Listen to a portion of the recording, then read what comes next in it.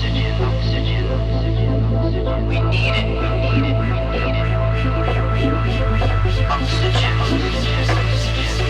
Why we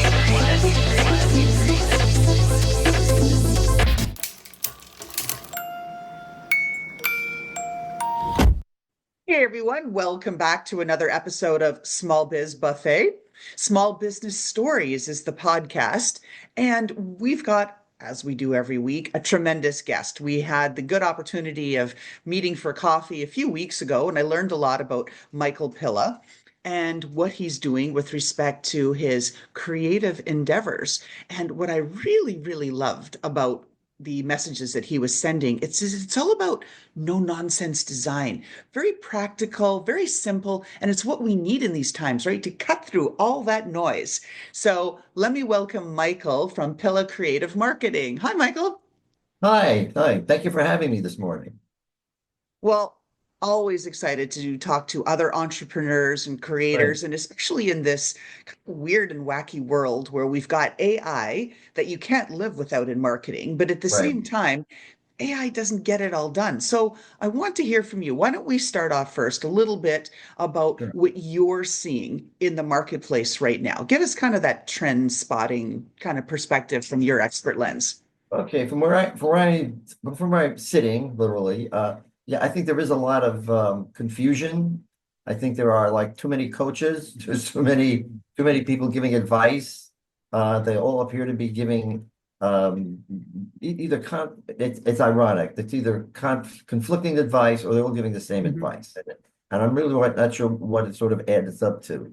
And a lot of why I got into no nonsense design is the entire area of branding appears to be getting very, very esoteric. And I think a lot of the high level psychographic, whatever you want to call it, uh, aspects of branding don't really apply to small businesses. I think a guy with a small business is looking to sell a widget or whatever, and that's his focus. And I think a lot of the other stuff is just confusing and it just sort of puts them off track. Now, AI, depending on who you talk to, is the greatest thing to ever happen or the worst thing to ever happen, and I fall somewhere in the middle. I've been playing around with it for a couple of months. I've used it to augment what I'm already doing. I do some writing, so I use it to do my research. I recently put together a video, which was I think was very, very successful. I'm starting to use it for SEO, but I think part of being I'm Italian by my ethnicity, or Sicilian to be specific, and we kind of don't really trust anything. So there's a lot of skepticism that comes with this sort of ethnicity. So that I bring that skepticism to AI. I mean, I'm not looking at it to do everything. I don't entirely trust it, but I'm willing to pick out what works for me, under that umbrella and make the best of it.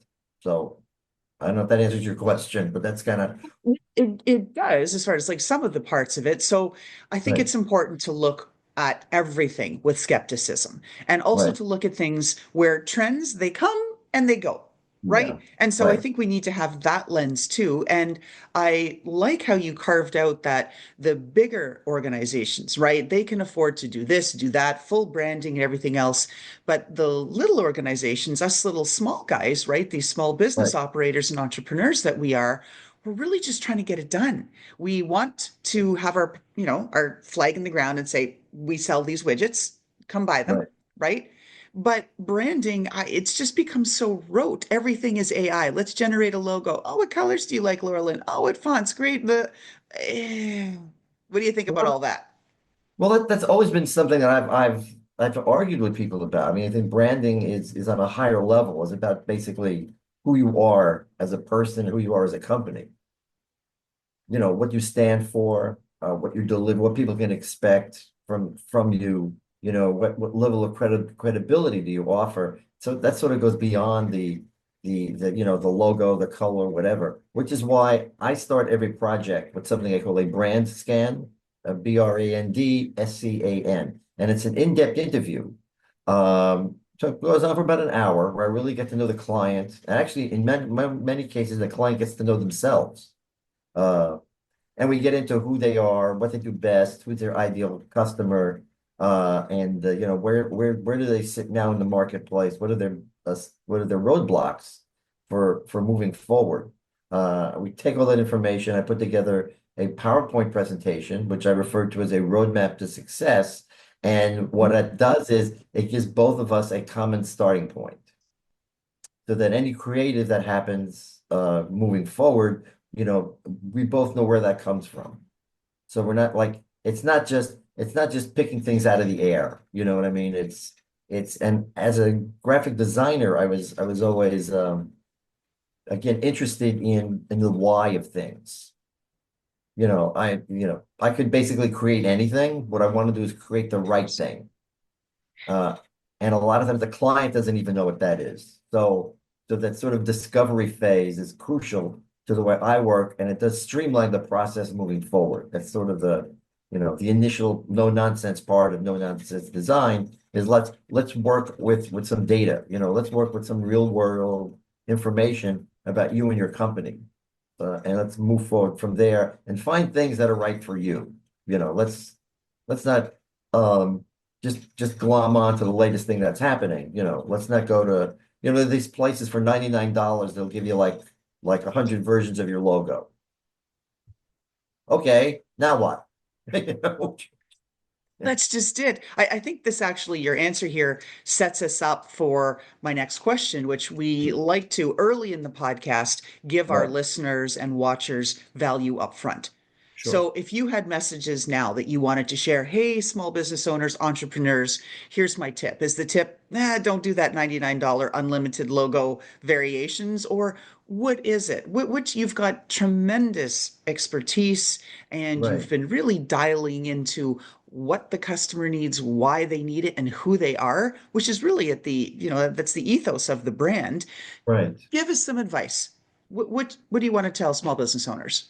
Well, I mean exactly that. I mean, look at your business as almost as an extension of you. Mhm.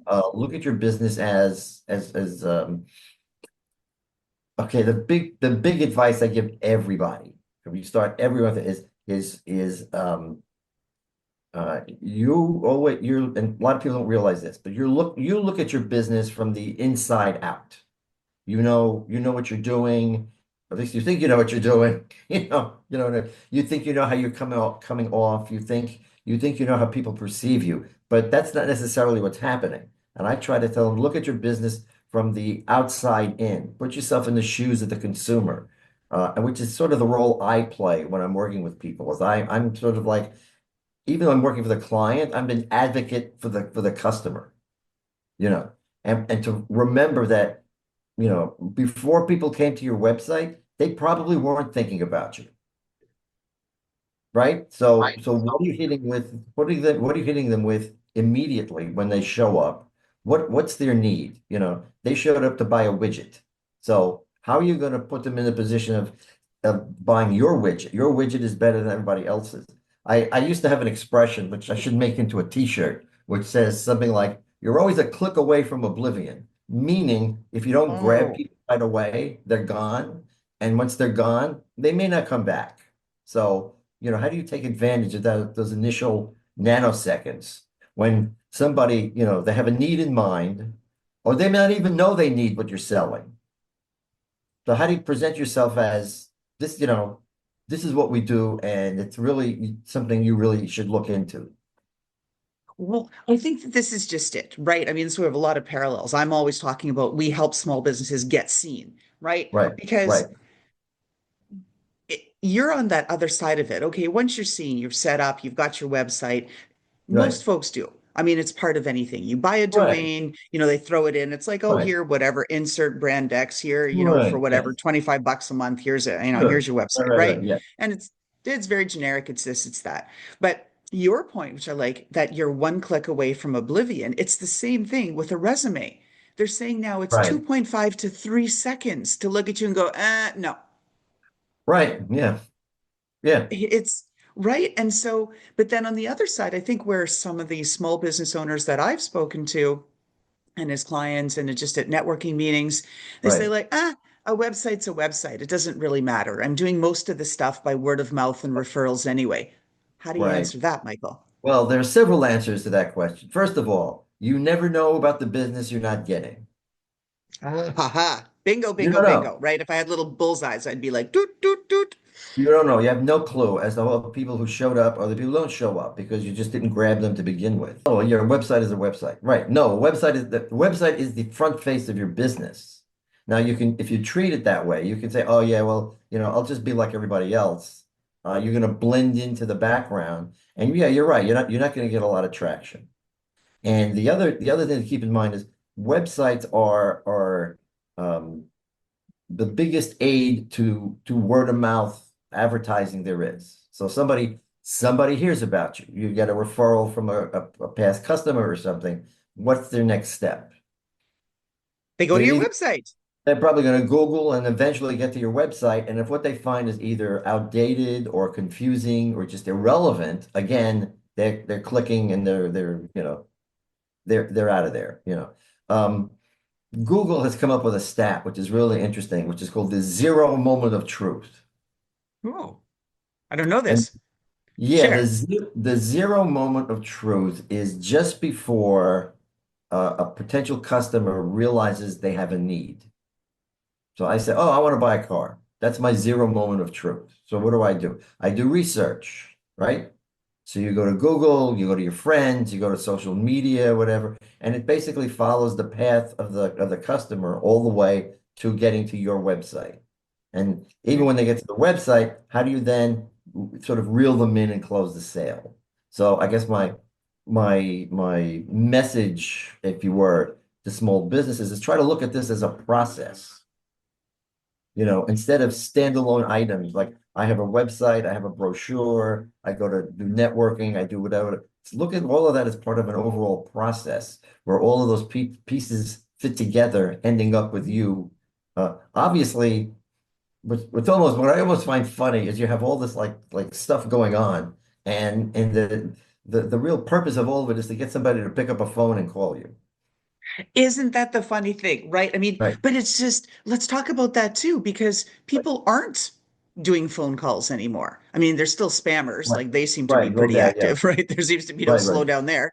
But everybody else isn't doing phone calls. And studies have shown, Gen Z in particular, not to pick on them, I'm not saying right. that, but just the studies, the data show Sure. that Gen Z does not want to make phone calls. So, how do we get to move people from our website to a place of action where they reach out to us and say, hey, I want to talk about designing my website? How do we Right. get that to happen? That's right. You're right. Well, again, it's always a matter of targeting.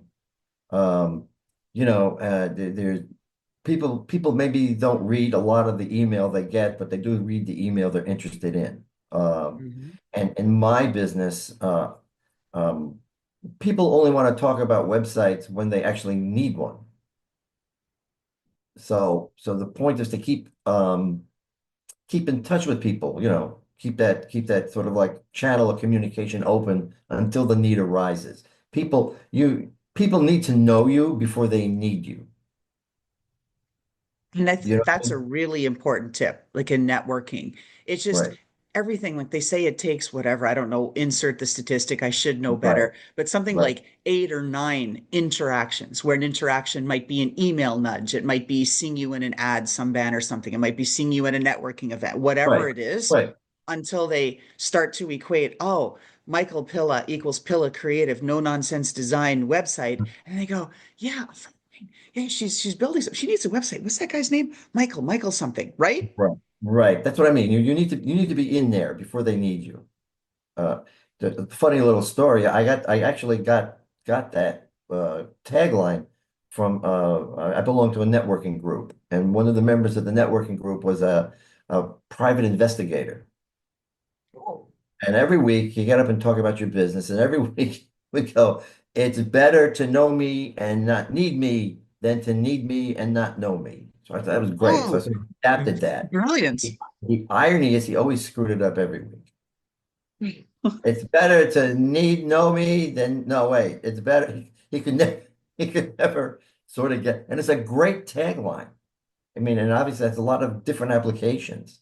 And it's sort of like the the purpose of advertising is people know you before they need you, because Well, that's just it. And I want to break this down a little bit. Yeah, So sure. recognizing that some people get nervous in front of a group, they have to stand up and say who they are, and so they might Right, mince their right, words or right. whatever else, or stutter or things like that because they've got some Sure. anxiety in front of a crowd.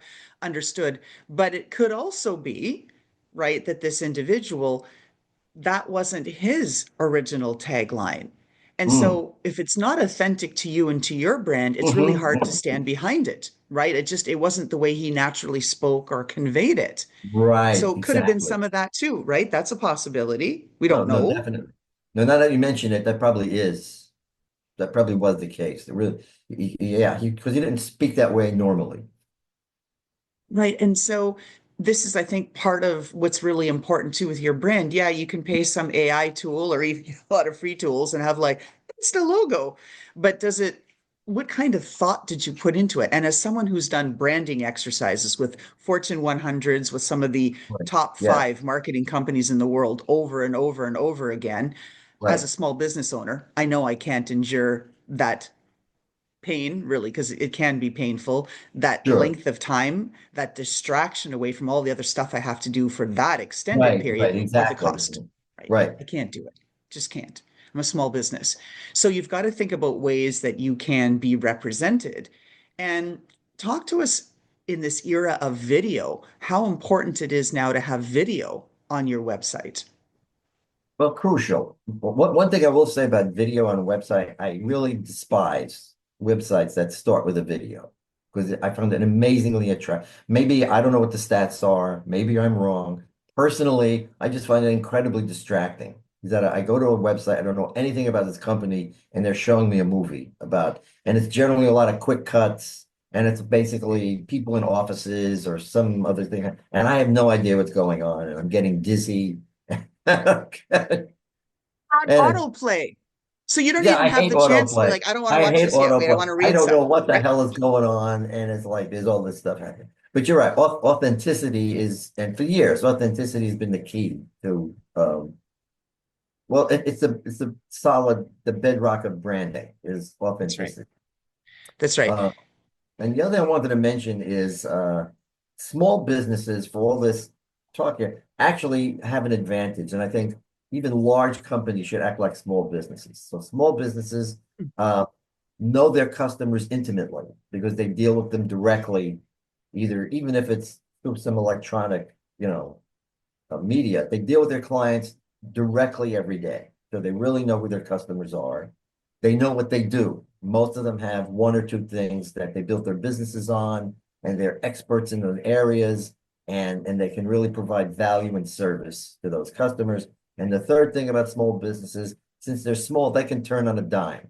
If things change, they can afford to play around with AI and drop it or use it for what's good for them. They don't have a huge corporate apparatus, they don't have like a Right. Titanic of a business that avoid Literally. the iceberg, basically, Well, that's a perfect segue, Michael, Yeah. for a next question I have. A lot of our listeners Yes, ask and say, share the mistakes that either you've done to get to where you are or mistakes that you've seen, of course, without naming clients. There's no judgment right, here. This is a right. really, truly a community space. We're trying to Yes, help of each course. No, other. yeah, no, no, I wouldn't name names. No.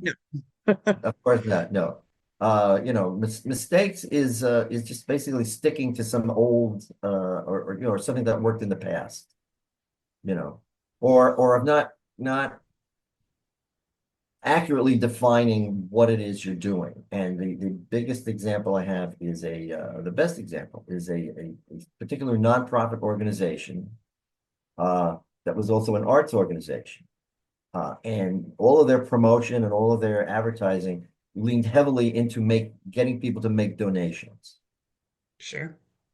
while avoiding what it is they do. And the art part, the creative part of the business was very interesting. Basically they were a live entertainment venue. So instead of leaning into the excitement of live entertainment and getting people interested that way, they were basically getting into the good and not that this is bad, but the good they do in the community and the good they do for artists and all this other stuff. But it's not as exciting, you know, Mm. not as it doesn't draw people in, and because you want to draw people in who don't know you. So, Right. and as I basically told the client, I said, nobody's buying a ticket because it's good for them. You basically, you're an entertainment venue. Your first job is to entertain people, and then once you get them in, they'll probably be more than happy to make a donation. They've got, you're setting up some good vibes. You're giving them a good experience so they can see where that money is going. So that would be one error I see is again not fully understanding what your business is and what your target market wants, and then making assumptions for them, I think is always a Right. mistake. So, I know I've made some like silly little errors, but I've made them and not corrected them within weeks or any sort of timely way. It's yeah, taken me months. yes, For right. example, updating copyright at the bottom, last update 2024 or whatever. Well, Well, yeah, we're in April 2025, or broken links to my social media when Twitter became X, right? And that just right, messed yes, well, everything things up. like And then that, there's yes. right new broken link or whatever else. And YouTube, I've changed the name of my YouTube channel. Things like that you've got to go back in. It's not a set it and forget it. It has to be a living and breathing thing. And I Definitely, know, yeah. right? I've been living and breathing with my website for months. I've been changing it and doing things. And then Right, I have a different approach. And yes, every business owner is going to do different things. And I recognize this is the nature of your business. You design websites for people. I'm trying to be more economical about it. So I use whatever available templates, WordPress, this, that, use yes, them, kind of mock design it, figure out my words. This is what I want. And then I send it to a web dev who right, builds it and puts it in for me. right, But that web dev doesn't have branding expertise or any creativity. They're very good, right, like functionally and technically, right, but then it's on me. So then it comes back. Now I got to check. Oh, they're very good. Like, okay, they missed a link or this or that. Hey, I found it, edited it, right, correct it. right, We get that fixed like very quickly. High responsive. They're awesome. I love my web devs, right, but it's not the same kind of collaborative approach. So I have to look at what's been done that I had designed that they implemented, kind of sit right, with it and go, I don't know. I don't know. Then I've got to go back and forth with them and say, well, what about this? Can you try this? And it's like, oh, well, Laurel, and I don't know. That's really hard. That's extra money. That's in here. And so it's this give and take versus the creative process up front where I'd work with somebody as like yourself in the past, and then they'd go do and make it a living and breathing thing and keep coming back to me. And I think both options are, like I said, are viable. It just depends on what you, the small business owner, wants. That was a great commercial for me. What Right. you had in Well, there. and That that's not explains the intention. why, We're trying not to be no, I know. commercially here.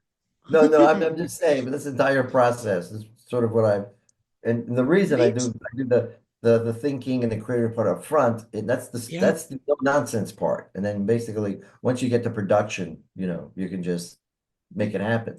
Now, I've used templates, I've used tools like Squarespace and Wix to Hmm. do sites for smaller clients who didn't have a lot of time or money, but I still managed to put their thumbprint on it. I don't think there's any reason. Again, and I know this is starting to become sort of an overused phrase, but all these things are tools. All these Hmm. things are not who I am or what I provide. These are basically things in my toolbox, and I'll hammer out something that's perfect for you. How I get there, depends on the situation. But that Right. that initial that initial And what you discovery, build, well, that's right? Like the you're the master carpenter. So you've got these right, tools at your disposal and you're right, saying, hey, customer, what do you want me to build for you today? Oh, you want me to carve a grand stork, right, right? right. Great. But I'll do but it. regardless, I guess the point I wanted to make is regardless of the actual project, that initial discovery and creative part is the same for everybody. And that's why I have a list of questions. That's why I have something of a process, and that's why I like to present you with a plan. Depending on what you need, it might be an elaborate plan, it might be just a really simple plan, but we have a plan moving forward to get you where you need to be. And that's just it, right? It's that specificity that's needed, not Yes, only on the brand voice. We talked about authenticity and challenges there, but right, budget, timing, how much involvement. Yeah, I those all get it. goes into the mix, right? It's all, yeah. Yeah. I mean, I've got small business clients that I help with their, glow ups and different things. And some of them are very full on. They've got their hands in. They've got to be involved in every step. I'm- Others are like, just easy button, hit it. Just this is what I need. Here's some mm, money. Go away. Go do it. right. Exactly. Yes. Right? It depends, It's like, yeah, yeah, yeah, yeah. Happy to And work that, either way. and I And want to as we're that's getting, the I don't mean to interrupt you, but I want to say, but that's also regardless of the size of the client. I've had some big clients who just left me Mhm. alone, and I've had some smaller clients that wanted to macro manage every pixel. You Yeah, just can't tell. no, different strokes, different folks, right? As we're getting close to wrapping up our podcast here. Sure. So, what do you think business schools are not teaching Oh, entrepreneurs and business owners? What do you think should be in there? empathy. think I think business schools tend to be, if you're talking about like big time business school, I think they tend to be a little bit focused. This is a personal soapbox of mine. I think they'd be a little too focused on profits, a little too focused on the financial end of things, and not so much on the people end of things. And I think it's to everybody's Mm, detriment. I mean, I've worked for a number of different kind of people, and I've hired a number of different kind of people, and I've always found if you treat people like people, you get the best out of them. And I mean, I've worked for companies where I was clearly a cog, and this is okay. This is a really good story. So they clearly, and this happened to me like 3, 4 different times. They didn't want to. I couldn't get a raise because basically, the impression I got is that I was replaceable, right? We'll just get another guy to do what you do. Now, I always exceeded my job description. I was one of those guys. I knew what everybody in the department was doing, and I always did a lot of little extra things that maybe people didn't notice because in 3 or 4 different cases, when I left, the performance of the department suffered because I wasn't irreplaceable, you know mhm. yes, I did all the design stuff, but I did other things. Helped people out when they needed it, kept people informed of what was happening, picked up the slack when there was slack, and having somebody who just shows up and does their little piece of the job, doesn't always do best. So I think I would again ask business schools again to see people as people and to try to Mhm. treat your employees as individuals. I'm trying to think now as far as um uh yeah, I mean I run into a lot of consultants, and everybody's always trying to sell me their product, their program. Everybody's got a 7-step program that's going to make me a millionaire in 20 minutes, and Right, exactly. and I think we need to get rid of that sort of idea that this is instantaneous. And it's basically, we'll give you we'll make 7-figure income.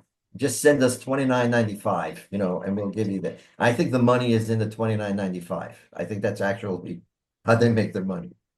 So, I mean, stop treating this like magic, stop treating this like, that it's just dollars and cents and try to really get into the people aspect of it. And that it's not overnight. Right. I mean, that's the Yes. whole thing. Right. Everybody's been, I think, sold a bill of goods. Now, that's true. Some people do strike lightning in a bottle very quickly and boom, boom, boom, they're rocking and rolling from day one. They just hit something, struck a nerve, right Right. timing, right place, right ideas, just all Right. the, stars lined up, right? Right. But for the most of people, right, the rest of us mere mortals, with a 92% failure rate in small businesses by year one, that's not Right. how it goes, right? No, no, right, right. So Takes you time. manage expectations, but again, you got to realize you're dealing with his business or her business is to sell the program. Right. So keep that in mind. That's just it. That's what they've got to do. So we're getting close to the end here. Any last bit of advice you want to give folks? Let's see. I should have something very profound to say at this moment. Well, again, you're not only get your website, but promoting your business is not just promoting your business. It's basically, it's a holistic endeavor, especially if you're a small business person. Your business is an extension of you. Uh, and the more you can get yourself into your promotion, your advertising, whatever it is you want to call it, the more you're going to stand out. The whole point is to stand out in a very, very crowded field. And the way to do that is to be your most authentic self. You don't need to appeal to everybody. Mass market is kind of a thought of the thing of the past. Find your niche, and basically find out who those people, and most likely those people are going to be exactly like you. That's why you're doing business with them, and just basically really work that, refine that, and keep reaching out to those people. And I think you'll find more success than you think you will.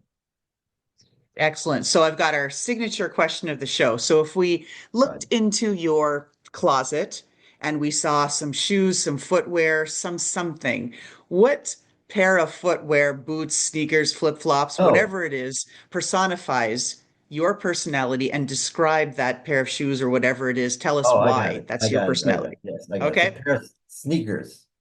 A pair of sneakers, but they're from Coach. These are Coach sneakers. They have sort of like well, they have the Coach logo all over them, but they're like very shades of gray. They're very, very classy looking. The Coach logo on a sneaker is sort of a little whimsical. It's a little witty, there's a little bit of it's almost a sarcastic comment on Coach because they're known for being, for doing, fine leather goods and scarves Right. and here they are, it's a pair of sneakers, like and so those that would personify me, my Coach sneakers. Excellent. So, Michael, how can people get a hold of you or find you? Okay, well, the website name is Pilla, PILLACM.com, PillaCM.com. I'm on LinkedIn. LinkedIn might be the easiest way to find me. Just look for Michael Pilla with this face, right there. That would be. So those would be the two easiest ways. Is there anything else you think I should do? I No, I should, think that that's a great way for folks to take a look at you, to how to find yes, you. And of I course, we would start always with, add the links in our yeah. descriptions when we do our podcast and our video.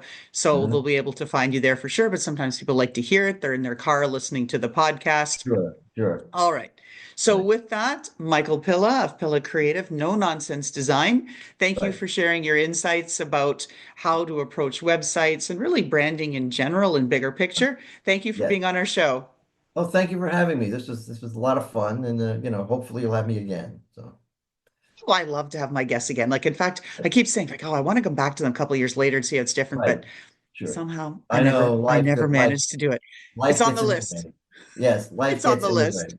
Right. Okay. All right, everybody. Just again, Michael Pila. You can find me on LinkedIn. I'm all over the place. So I look forward to hearing from you. Thanks, Michael. Right. Okay. Thank you. Right. And how about that fantastic intro by Touch Circle?